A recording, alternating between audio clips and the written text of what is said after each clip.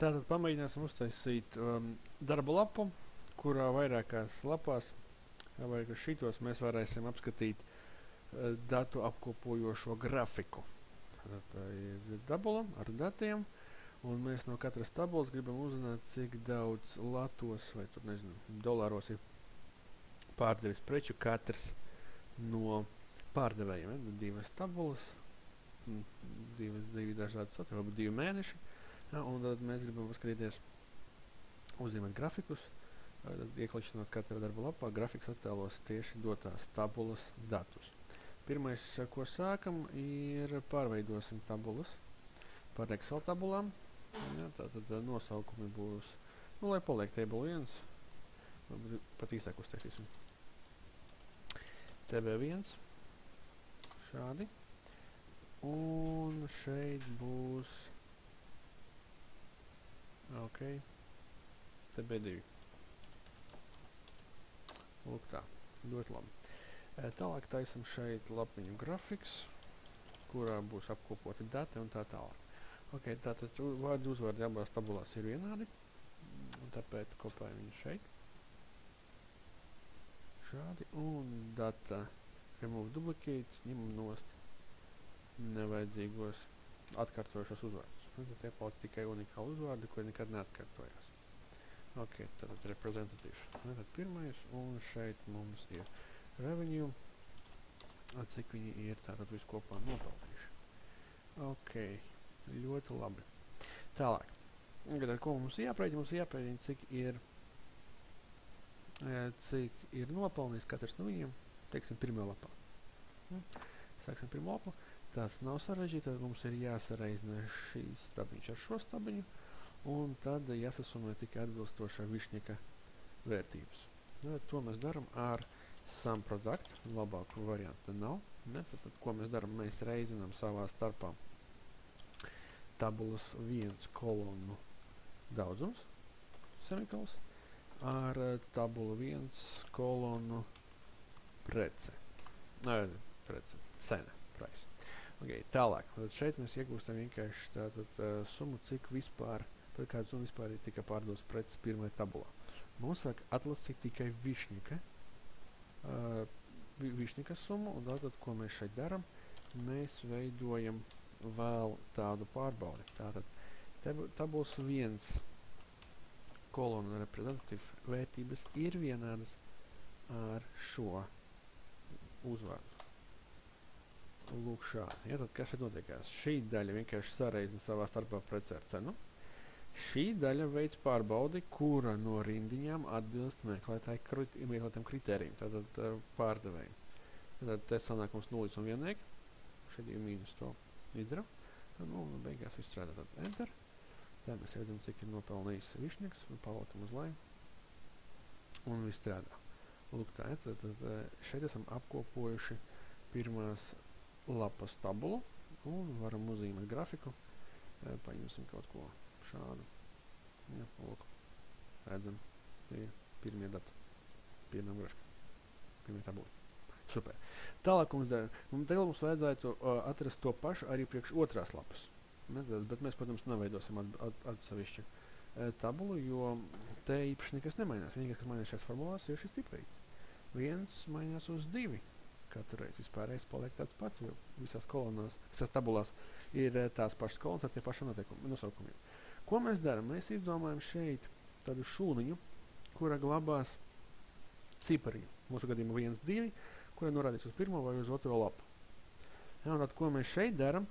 Mēs pamēģinām uztaisīt šos apgabalus kā mainīgos apgabalus. Ja, tātad, kā tas izskatīsies, mēs pamēģināsim šeit uzrakstīt nevis TB1, šādi, ja, bet rakstīsim indirect pēdiņas.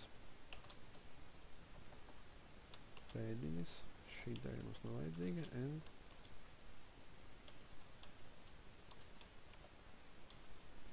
Lūk tā, un šeit mēs liksim šo cipariņu. Tātad, kas šeit notiekās, F4. Tātad, kas šeit notiekās, šeit esam izveidojuši, liek iekal.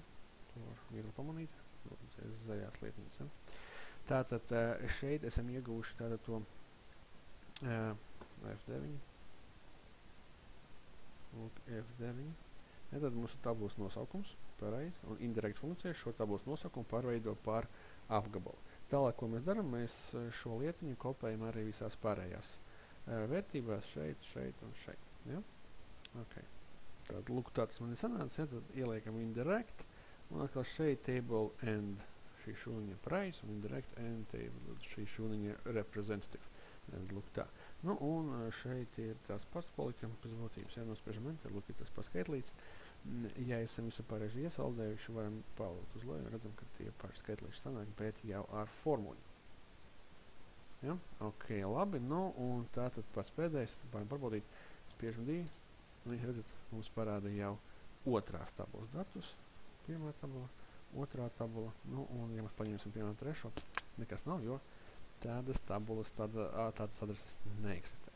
Ļoti labi. Tālāk, ko mēs darām, mēs paņemam šo grafiku un vienkārši pārkopējam. Teiksim šeit. Un šeit.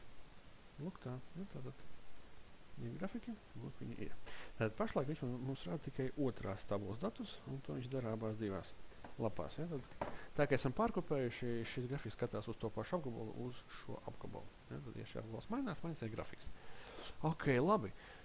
Tātad, ko mēs tālāk darām? Mēs uztaisīsim divus risinājumus. Viens ar programmēšanu, otrs bez programmēšanas. Tātad bez programmēšanas skatās ļoti vienkārši. Developer izvēlnē. Šeit ir sērt podziņa, kura ļauj ieviedot vadības podziņas. Un viena no podziņām ir lūk šeit option button. Ja? Un šī podziņa tad ļauj ievietot izvēles podziņas. Super. Ja? Tātad to varam nosaukt par table 1. Super, ja, copy, paste. Fantastiski, un šis ir table 2. Baigkrut. Okay, ja, viņi strādā tādā veidā, kad, ja viena darba lapā ir vairākas podziņas, uzreiz tiek sasaistīts savā starpā, automātiski viena ieslēdzas, otra izslēdzās. Lūk tā. Pēdējā darbība ir labo pēc klikšķī, kurā no podziņiem izvēlēties format control, lai pateiktu, kur rādīt izvadi, kur parādīt rezultātu no tā, ko mēs šeit esam izvēlējušies. Pašlaik tikai spiežam un nekas nenotiek. Bet, ja mēs šeit pie cell link parādām kaut kādu šūniņu, un mūsu gadījumā mēs izmantosim grafikas lapu un tieši šo šūnu A1, okay, ja, tad kas šeit notiekās? Šīs podziņas šajā šūnā izvadīs skaitlīšus 1 vai 2, skatoties, ko esmu izvēlējies. Esmu paņēmis šo tabiņu, šo podziņu, viņš parādīs viennieku. Tā ir pirmā poga. Ja ir tos divnieku, tā ir otrā poga, būtu trešā poga, būtu trīnieks, ceturtnieks un tā tālāk. Ja, četrnieks un tā tālāk. Lūk, šādā veidā mēs ievadam skaitlīšus. Šie skaitlīši ietekmē mūsu tabulas, un mēs redzam, ka lūk, šādi tas darbojas. Ja, tad, ko mēs darām tālāk? Mēs pārkopējam šīs podziņas. Lūk tā. Viņas tagad darbojās abās divās lapās. Ja? Ok. Tālāk, piemēram, šajā lapā man nav vajadzīga šī poga. Pēc es to varbūt gribētu paslēpt, es to varu izdarīt šādi. Lūk, ja, viņi ir redzami, tā nav problēma. Pie formāta izvēlamies bring forward, kamēr viņi pazudīs, un viss forši strādā. Tie ir tas pats, bet vienkārši man nav vajadzīga pirmā lapa.